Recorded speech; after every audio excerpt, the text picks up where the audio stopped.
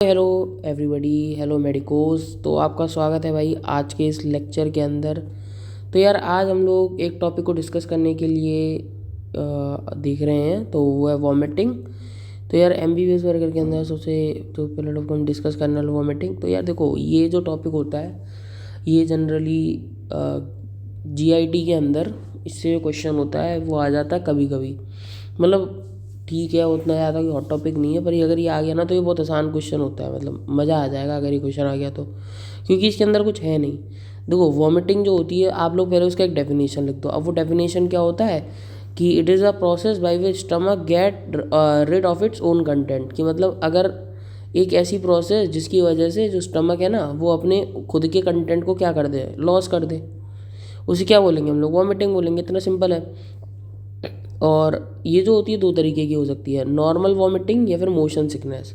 अब ये क्या होता है यार, अब मैं यार देखो यहाँ पर इस चैनल पर आप लोगों को इम्पॉर्टेंट वीडियोस बना करके दूंगा उन टॉपिक्स की जो कि प्रॉफ में आ सकते हैं। और मतलब है ना, उनके अंदर क्या क्या आप लोग आंसर लिख सकते हो। मतलब अगर आपने मेरे वाले नोट्स के हिसाब से आंसर लिखे तो गाइस आपको सफिशिएंट मार्क्स मिल जाएंगे। ठीक है, तो फिलहाल अभी मैं आपको वही बता रहा हूँ कि नॉर्मल वॉमिटिंग और मोशन सिकनेस दो तरीके से हो सकती है।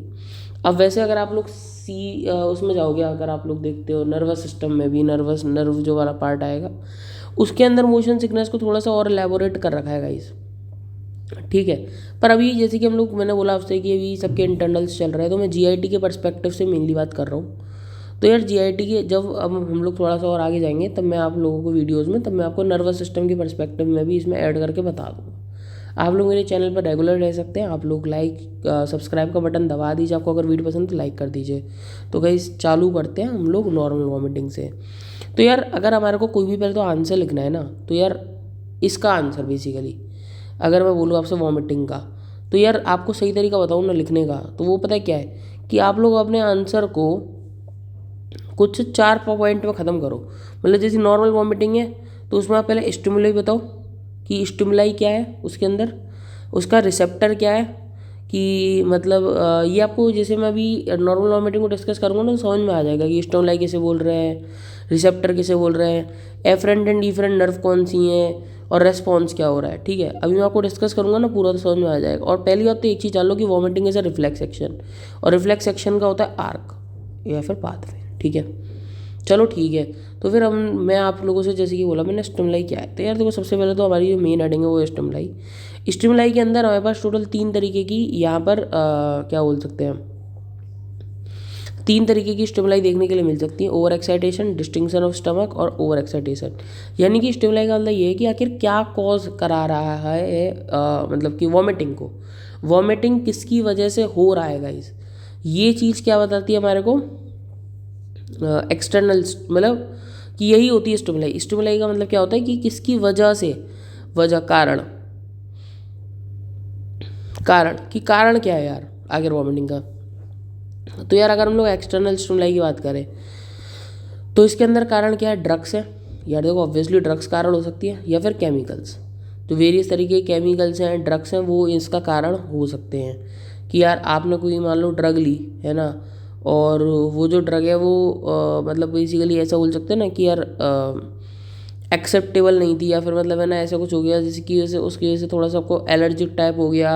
आपने ड्रग ली, आपको मतलब तरीके से ऐसा बोलते हैं ना, पची नहीं, मतलब ऐसी तरीके से। तो ड्रग्स की वजह से भी, कई ड्रग्स ऐसी होती है जिनकी वजह से वॉमिटिंग आ जाती है तुरंत। ठीक है, कई केमिकल जैसे होते हैं जिसको अगर हम लोग ले लें तो फिर क्या हो सकता है हमारे को, जो फूड पॉइजनिंग वगैरह हो सकती है, जिसकी वजह से क्या आ सकती है, वॉमिटिंग हो सकती है। कई ड्रग्स के जो होते हैं ना, हैवी डोजेस जो होते हैं, उनकी वजह से ही वॉमिटिंग आती है बेसिकली। ठीक है, कई हैवी डोजेस वगैरह की वजह से भी कभी कभी मतलब आ सकती है। तो बेसिकली ड्रग्स, तो ड्रग्स की वजह से आ सकती है, केमिकल्स की वजह से। और अगर हम लोग बात करें डिस्टिंक्शन ऑफ स्टमक, यार ये डिस्टिंक्शन ऑफ स्टमक है ना, आप लोगों के आपके सब्सिक्वेंट ईयर्स में बहुत अच्छे से पढ़ाया जाएगा। पर अगर आप लोगों ने कभी देसी भाषा में सुना हो तो होता है स्टमक का बढ़ना है घटना। आपको कभी कभी ऐसा लगता होगा कि यार स्टमक है ना बढ़ घट रहा है, मतलब ऐसा आपको लगता होगा, सुना होगा आप लोगों ने। तो स्टमक का बढ़ना और घटना, ये जो चीज़ें होती है ना, ये क्या होता है, डिस्टिंक्शन ऑफ द स्टमक। कि यार पेट है ना ऐसा लग रहा है फूल गया है, ऐसा कुछ होता है ना, तो वो डिस्टिंक्शन ऑफ द स्टमक होता है। उसकी वजह से नोजिया क्रिएट होता है ना गाइस। और ओवर एक्साइटेशन, यार ये भी आपके नर्व का टॉपिक है। मैं आप लोगों से वादा कर रहा हूँ कि जब भी आपका मतलब नर्वस सिस्टम में बनाऊंगा तब मैं आपको बता दूँगा कि ओवर एक्साइटेशन क्या होता है। अगर आपको थोड़ा सा भी जानना है तो मैं आपको बता दूँ कि ओवर एक्साइटेशन मतलब कि जब कोई भी जैसे कि कोई भी सब चीज़ रिलीज़ होने वाली थी, ठीक है, पर वो रिलीज़ ज़्यादा अमाउंट में हो जाए, किसकी वजह से, किसी कोई नर्व के ओवर एक्साइटेशन की वजह से, तो इसलिए इसको क्या बोलेंगे हम लोग, ओवर एक्साइटेशन बोलते हैं, ठीक है। तो ओवर एक्साइटेशन का मतलब क्या होता है कि एक तरीके से नर्वस टोन या नर्व जो रिस्पॉन्ड करनी चाहिए तो उससे ज़्यादा रिस्पॉन्ड कर गई, ठीक है, उस कंडीशन के लिए, तो उसे क्या बोलते हैं, ओवर एक्साइटेशन। अब बात करते हैं रिसेप्टर्स की। तो यार रिसेप्टर्स क्या क्या हो सकते हैं। तो रिसेप्टर्स जो होंगे वो क्या होंगे, pharynx, larynx, stomach, oesophagus up to last part of the intestine बोल सकते हैं, इलियम, या फिर बोल सकते हैं कहाँ तक, ये इलियम तक, यहाँ पर इंटेस्टाइन होना चाहिए, ठीक है गाइस। तो अब देखो यार, फेरिंग्स हो सकता है, लैरिंग्स, फेरिंग्स, लैरिंग्स, स्टमक। मान लो कि है ना आप लोगों को जैसे कि है ना फेरिंग्स की वजह से ही जैसे कभी कभी गले में कुछ खाना अटक जाता है, ठीक है, तो मतलब जैसे कि उधर चला गया, मान लो डाइजेस्टिव ट्रैक की जगह रेस्पिरेटरी ट्रैक में, तो वहाँ पर क्या होता है, आपको थोड़ा सा मतलब ऐसा लगता है ना, उल्टी का सा एहसास होता है, खांसी आती है, तो उसकी वजह से थोड़ा सा आपको क्या हो गया, हल्का सा वॉमिट हो गया, तो वो फेरिंग्स में मतलब इसके कुछ रिसेप्टर थे जिसकी वजह से क्या हुआ, खाना अटका, उसकी वजह से आपको वॉमिट हो गया। लैरिंग्स के अंदर रिसेप्टर हो सकते हैं, स्टमक के अंदर तो मैंने बताई थी, इवन इलियम तक के अंदर, मतलब पूरा आपका जो बोल सकते जो फेरिंग से लेकर के आपका इंटेस्टाइन है, वहाँ तक का कोई भी अगर आपके ऑर्गन में मतलब कि इस तरीके का कोई भी ये जैसे कि बोलते हैं ना, वो क्रिएट हो जाता है, जैसे फेरिंग्स और ये फूड जा कर के अटक जाए, या फिर है ना मतलब फूड जा कर के कोई भी प्रॉब्लम क्रिएट कर दे, पॉइजनिंग टाइप क्रिएट कर दे, तो उसकी वजह से भी क्या हो सकता है कि आपका जो खाना होता है बाहर आ जाता है। तो ये क्या होता है, रिसेप्टर्स का है, आखिर कैसे मालूम पड़ेगा कि यार मतलब फूड सुटेबल नहीं है या कुछ भी, मतलब जो अनकॉन्शियसनेस है, नोजिया है, वो आखिर कैसे मालूम पड़ेगा, तो रिसेप्टर्स की वजह से मालूम पड़ता है गाइस। तो रिसेप्टर्स अगर आपके प्रॉपर रिस्पॉन्ड नहीं कर रहे हैं, रिसेप्टर्स मतलब मान लीजिए कि अगर कह रहे हैं कि यार नहीं खाना अटक गया, या फिर मान लो स्टमक के अंदर की आजकल फूड पॉइजनिंग है, तो उसमें क्या हो जाएगा, वॉमिटिंग हो जाएगी, नहीं हो जाएगी, बस वही वाला वही बात है।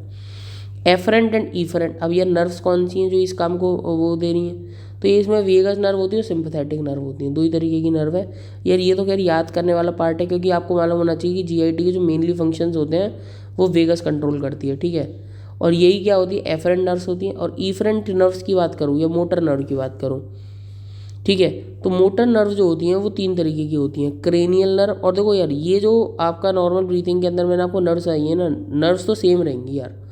नर्व्स चाहे आपकी अब नॉर्मल वॉमिटिंग ले लो, चाहे आपकी मोशन सिकनेस ले लो, दोनों तरफ नर्व सेम रहेंगी। खैर वो मोशन सिकनेस की बात कर लेंगे अपन, एक मिनट, सॉरी गाइस। तो मोटर नर्व के अंदर अगर हम लोग बात करें तो यहाँ पर होती है क्रेनियल नर्व, वेगल नर्व, ठीक है, और एक होती है स्पाइनल नर्व। क्या होती है, स्पाइनल नर्व होती है। तीन तरीके की नर्व होती है, cranial, vagus and spinal nerve होती है, ठीक है। हाँ, तो अब मैं बात करता हूँ क्रेनियल नर्व की। तो कौन कौन से, ये देखो नंबर डले हुए हैं यहाँ पर, 5th cranial, 7th, 9th and 12th, ठीक है। ये क्या होती है, ये जो क्रेनियल नर्व्स होती है ना, ये मेनली रिस्पॉन्सिबल होती है अपर जीआईटी को सिग्नलिंग के लिए, ठीक है। तो मान लो अपर जीआईटी में कोई दिक्कत है, मैंने आपसे बोला था रिसेप्टर्स होते हैं, है ना, तो कुछ अपर जीआईटी के होंगे, कुछ लोअर जीआईटी के होंगे, है ना, और कुछ एब्डोमेन के होंगे स्पेसिफिक, ठीक है। तो जैसे कि अपर जीआईटी है तो उसके लिए कौन होते हैं, क्रेनियल नर्व 5, 7, 9, 10। लोअर जीआईटी के लिए हमारे पास मेनली रिस्पॉन्सिबल होती है वेगस, ठीक है। और स्पाइनल नर्व किसके लिए होती है, एब्डोमिनल मूवमेंट के लिए होती है, कि मान लो कोई अगर आपके पेट में कुछ जैसे कि खराबी आ गई, जैसे कि मैंने बताया ना, पेट फूलना, सिकुड़ना, इस तरीके का जो काम होता है, उसके लिए कौन रिस्पॉन्सिबल होती है, स्पाइनल नर्व्स होती हैं, ठीक है, रिस्पॉन्सिबल। तो अगर आपको कोई एब्डोमिनल मूवमेंट है उसके लिए कौन रिस्पॉन्सिबल है, स्पाइनल नर्व रिस्पॉन्सिबल होती हैं। तो बेसिकली मैं आपको बस ये बताना चाह रहा हूँ कि यहाँ पर जो सिग्नल है वो लेकर के कौन आ रही है, तीन तरीके की नर्व लेकर के आ रही है गाइस। कौन कौन सी, क्रेनियल नर्व, वेगल नर्व और स्पाइनल नर्व। क्रेनियल नर्व कौन कौन सी है, 5, 7, 9, 12, और किसको सप्लाई कर रही है, अपर पार्ट ऑफ जीआईटी को, यानी कि यार अपर पार्ट ऑफ जीआईटी की वजह से अगर वॉमिट होना है तो वो कौन सी नर्व की वजह से हुआ होगा, क्रेनियल नर्व कहीं ना कहीं उसका हाथ रहा होगा। वेगल नर्व, वेगल नर्व के अंदर क्या हुआ होगा कि जैसे कि लोअर जीआईटी में कोई भी दिक्कत आई, वॉमिट करवाना है, तो लोअर जीआईटी में वॉमिट हुआ है तो किसकी वजह से हुआ है, वेगस नर्व की वजह से। और स्पाइनल के एब्डोमिनल मूवमेंट की वजह से अगर आपका वो हुआ है, फूड बाहर निकला है या फिर है ना आपको वॉमिट हुआ है, तो फिर उसमें कौन सी नर्व का काम था? स्पाइनल नर्व का काम था। अच्छा बताओ कि भाई ऐसा बताओ कि कौन से नॉर्मल वॉमिटिंग को स्टिमुलेट कर रहे हैं, है ना? कारण क्या है? वॉमिटिंग का कारण क्या हो? एक्सटर्नल स्टिमुलाई, जैसे कि कोई भी ड्रग्स, केमिकल जिसकी वजह से फूड पॉइजनिंग हो जाए, उसे क्या बोल सकते हैं हम लोग कि यार ये कारण हो सकता है। दूसरा डिस्टिंग्विश्ड एब्डोमिनल मूवमेंट को, स्टमक का बढ़ना है घटना। तो बताओ एक चीज़, इसके लिए सिग्नल कौन लेकर के आएगी? स्पाइनल नर्व लेकर के। ओवर एक्साइटेशन, ये मैंने आपको वादा करा कि नर्वस में पढ़ाऊंगा, पर मैंने आपको बता दिया कि कोई भी ऐसा सिक्रीशन हो जाना जो कि हद से ज़्यादा हो जाए, तो ऐसी कंडीशन में क्या हो सकता है? वोमिटिंग हो सकती है। और ये जनरली ओवर सिक्रीशन एक्साइटेशन में सी वजह से सिक्रीशन होगा कहाँ? जनरली स्टमक के अंदर होगा। और स्टमक के अंदर की मैंने अभी आपको जैसे कि बोला कि मेनली जीआईटी की जो सप्लाई होती है वो वेगस के बाहर से होती है। तो इसमें जो आपका जो मोटर रिस्पॉन्स होता है वो मेनली वेगस की वजह से भी देखने के लिए मिल सकता है। पर ठीक है, हम लोग नर्वस के अंदर इसे और अच्छे से डिस्कस करेंगे। तो अभी आपको क्या याद रखना है कि भाई स्टिमुलाई के अंदर 3 बातें बताई: external stimuli, distinction of the stomach and over excitation. Heading भी लिखोगे, अंडरलाइन करोगे, नंबर देता है एग्जामिनर। आप लोगों ने लिखा कि भाई नॉर्मल ब्रीथिंग के अंदर डाला स्टिमुलाई को अंडरलाइन करा, फिर डाला आपने external stimuli, distinction of the stomach and over excitation. ठीक है, ये डाल दिया। अब एक्सटर्नल स्टिमुलाई के अंदर आपने डाला कि drugs and chemicals, distinction of the stomach के अंदर डाला कि है ना ये एब्डोमिनल मूवमेंट्स, है ना, क्या होता है? एब्डोमिनल मूवमेंट्स, घटना बढ़ना जो होता है। और ओवर एक्साइटेशन को ऐसे होता है ना कि नर्वस का टॉपिक है, यहाँ पर पूछेगा ही नहीं आपसे, मतलब कि आपसे कारण मांगेगा भी नहीं। ठीक है, रिसेप्टर्स की बात करेगा इस, तो रिसेप्टर्स में मैंने जैसे कि आपको बताया था कि यार आपके रिसेप्टर्स कहाँ कहाँ मौजूद हो सकते हैं जिसकी वजह से आपको उल्टी आ रही है, मतलब तो वो किसकी वजह से हो सकता है? फेरिंग्स, लैरिंग्स, स्टमक, ईसोफेगस, और कहाँ तक? ईसोफेगस, ये कहाँ तक हो सकता है? लास्ट पार्ट ऑफ इंटेस्टाइन यानी कि इलियम तक हो सकता है। ठीक है गाइस, तो इसके जो रिसेप्टर्स होते हैं कहाँ से कहाँ तक होंगे? फेरिंग से लेकर के इलियम तक होंगे। मैं तो ऐसे याद रखता हूँ यार, फेरिंग से लेकर के इलियम तक के क्या होंगे? रिसेप्टर्स होंगे। कि अगर इधर से लेकर के फेरिंग से लेकर के इलियम में अगर कोई दिक्कत आई है और उसकी वजह से जो मतलब उन्हीं की वजह से मेन कारण होता है उल्टी होने का, तो वो मतलब वॉमिट होने का जो मेन कारण होता है वो क्या होता है? फेरिंग से लेकर के इलियम में अगर फूड में कुछ गड़बड़ आई है तो क्या होगा? वॉमिट होगा। एफरेंट एंड ईफरेंट आर्टरी, मैंने आपको बताई थी। एफरेंट में कौन लेकर के जाएगा सिग्नल? यार मेनली कौन सप्लाई कर रहा है? वेगस, तो वेगस ही लेकर के जाएगी या फिर सिंपैथेटिक नर्व्स लेकर के जाएंगी। और लेकर के कौन आएंगी? अगर भाई अपर जीआईटी की बात है तो लेकर के आएगी हमारे पास कौन सी? क्रेनियल नर्व्स 5, 7, 9, 12, है ना। और वेगस नर्व लेकर के आएगी, है ना। अगर कहाँ की बात है? लोअर जीआईटी की बात है। और अगर स्पाइनल एब्डोमिनल मूवमेंट की बात है तो स्पाइनल नर्व लेकर के आएगी। इतनी सी बात है गाइस, समझ में आ गया होगा आप लोगों को। नेक्स्ट बात करते हैं इससे रिस्पॉन्स क्या होगा। अब ये रिस्पॉन्स लिखना बहुत इंपॉर्टेंट होता है गाइस। अभी तक की बात लिखी, आपको नंबर मतलब ठीक है मिल जाएंगे ठीक ठाक, पर अगर आपको एब्डोमिनल मूवमेंट सॉरी ये याद नहीं, रिस्पॉन्स याद नहीं, तो फिर दिक्कत आती है।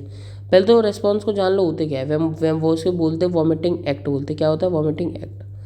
अब यार इसका एक इनिशिएशन पॉइंट होगा, तो चलो तो हम जानते हैं कि यार इसका आखिर इनिशिएशन पॉइंट क्या होता है। ब्रेन में एक सेंटर होता है जिसको बोलते हैं हम लोग एरिया प्रोस्टेमा। ये कहाँ पर प्रेजेंट है sir? Lateral to the fourth ventricle. Anatomy में इसे हम डील करेंगे, पर तब भी आपकी सुविधा के लिए मैंने इसे बता दिया है कि एरिया प्रोस्टेम एक जगह होती है जो कि फोर्थ वेंट्रिकल के थोड़ा सा लेटरल होती है। ठीक है, अब आखिर यार यहाँ तक खबर पहुँचा कौन रहा है? कोई खबर भी तो पहुँचा रखा होगा। मान लो कि आपके स्टमक में कोई खराबी है, ड्यूडेनम पे आकर के जो फूड है वो थोड़ा सा कैसा हो गया कि यार मतलब कि नहीं यार नीचे नहीं जाएगा। ठीक है, तो रिवर्स पेरिस्टाल्सिस हो गई, तो क्या होगा? रिवर्स पेरिस्टाल्सिस होती है, यानी कि यहाँ पर एक वेव जनरेट होगी। कौन सी वेव होती है? Reverse peristalsis wave. ठीक है, मान लो फूलों को दिक्कत है, रिवर्स पेरिस्टाल्सिस वेव नाम की एक वेव जनरेट होगी जिसकी स्ट्रेंथ होती है 3 से 5 मिनट। क्या स्ट्रेंथ होती है इसकी? 3 से 5 मिनट। और ये क्या कराएगी? Causes distinction in the upper duodenum. Distinction का मतलब क्या होता है? डिस्टिंक्शन का मतलब होता है कि ये तो गाइस हम लोग थे डिस्टिंक्शन पर। यार देखो ऐसा है कि ये थोड़ा सा जो शब्द है गड़बड़ है। यहाँ पर डिस्टिंक्शन की जगह डिस्टिंक्शन है, ये थोड़ा ही का है। एक्चुअली अपर ड्यूडेनम के अंदर जो फूड है अब वहाँ से वो नीचे नहीं जा पाएगा, तो फिर क्या होगा? वो ऊपर चढ़ेगा नहीं चढ़ेगा, तो कहाँ जाएगा फिर? वो स्टमक पे जाएगा। जाएगा नहीं जाएगा बताओ? ठीक है, तो अब क्या हुआ है? रिवर्स पेरिस्टाल्सिस वेव जनरेट हुई। Reverse peristalsis wave causes the movement, causes the reverse peristalsis which is of strength 3 to 5 minutes and causes the food to be pushed back to the stomach. ठीक है, इसका मतलब ये समझ लो आप pushed back. ठीक है, पुश्ड बैक टू स्टमक।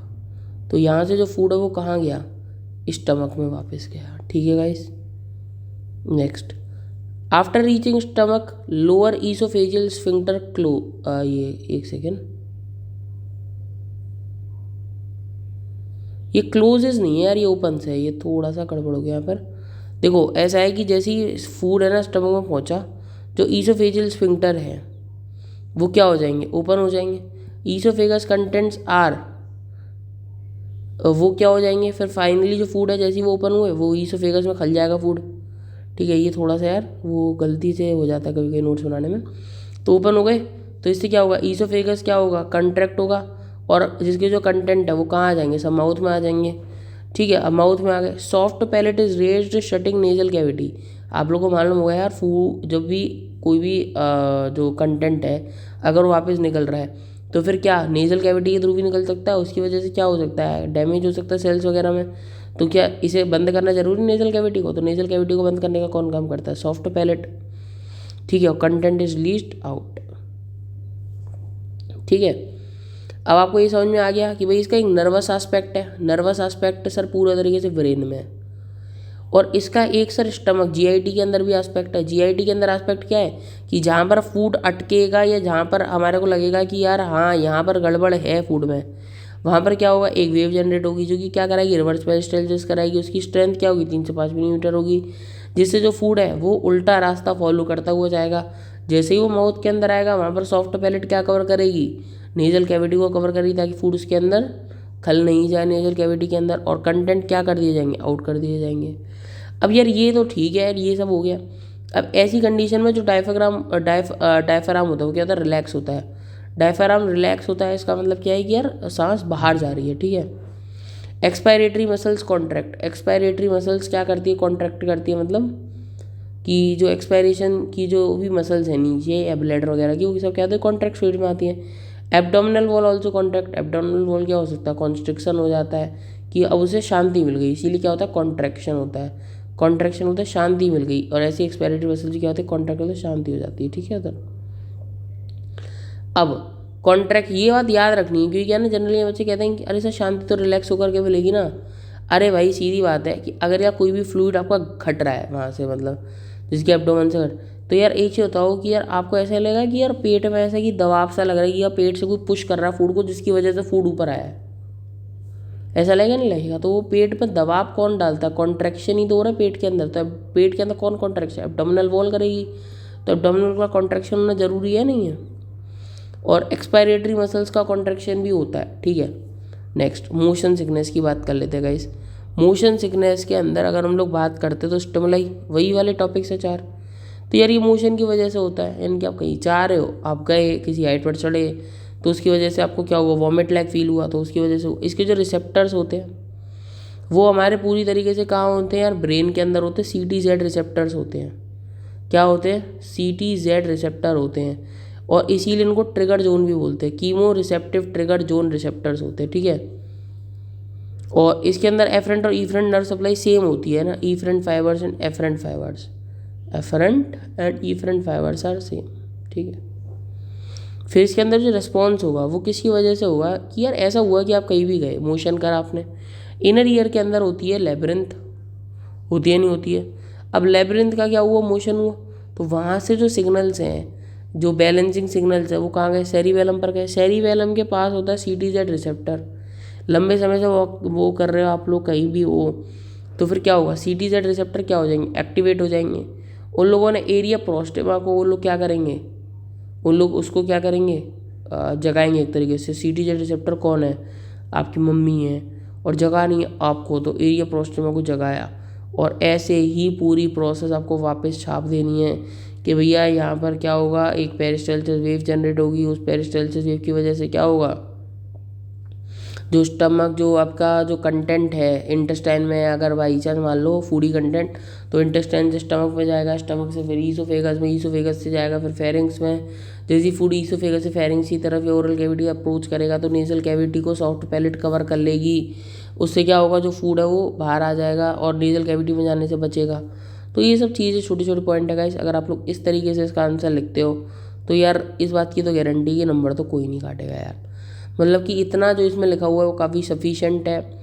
और अगर ये जो क्वेश्चन है अगर आपको 5 से 6 नंबर में भी अगर आ गया बाई चांस, तो भी अगर आप इतना लिख कर के आओगे तो यार आपको एक अच्छे ये नंबर मिल जाएंगे इस वाले में। पर आपको बस शर्त है कि इसे याद रखना है, और इसको भाई स्पेशल याद रखना, क्योंकि यहाँ पर क्या है ना सबसे ज़्यादा गड़बड़ होती है कि यार हम लोग है ना यहाँ पर क्या कर देते हैं कि वॉमिटिंग के टाइम पर expiratory muscle relax, abdominal muscle relax और डायफ्राम भी रिलैक्स। तो यार गलत है, डायफ्राम रिलैक्स होता है, बाकी तो एक्सपायरेटरी मसल और जो एब्डोमिनल मसल होती है या एब्डोमिनल वॉल की जो मसल्स होती है क्या हो सकती है, कॉन्ट्रैक्ट फेज में होती है। एब्डोमिनल क्या होती है कॉन्ट्रैक्ट में, बता दिया मैंने आपको, ठीक है। और तो देखो यार इसके अंदर कुछ ऐसा है नहीं, और सब चीज़ बता दी है। इस चैनल पर धीरे धीरे करके सबकी जो ये टॉपिक हैं फर्स्ट ईयर के उसकी वीडियोज़ मैं डालूंगा, सबकी वीडियोज़ आएंगी यार, आप लोगों को बहुत हेल्प मिलने वाली है। आप लोगों से सब्सक्राइब करके रखो। So guys at the end I would like to say like, share and subscribe bro. तो यार आप लोग सब्सक्राइब करके रखो यार, आप लोग मेडिकोज हो, सब्सक्राइब ब्रो। ये वीडियोस फर्स्ट ईयर के पर्सपेक्टिव से बनाई जा रही हैं, बाद में सेकंड ईयर थर्ड ईयर को भी हम लोग इंक्लूड करेंगे, पर फिलहाल अभी फर्स्ट ईयर के हिसाब से नहीं है, ठीक है गाइस। चलो तो आज के लिए इतना काफ़ी है गाइस, ये जो वीडियोज़ हैं शॉर्ट वीडियोज़ रहेंगी और काफ़ी टॉपिक कवर करेंगे। थैंक यू यार, आप लोगों ने मेरी बात को सुना।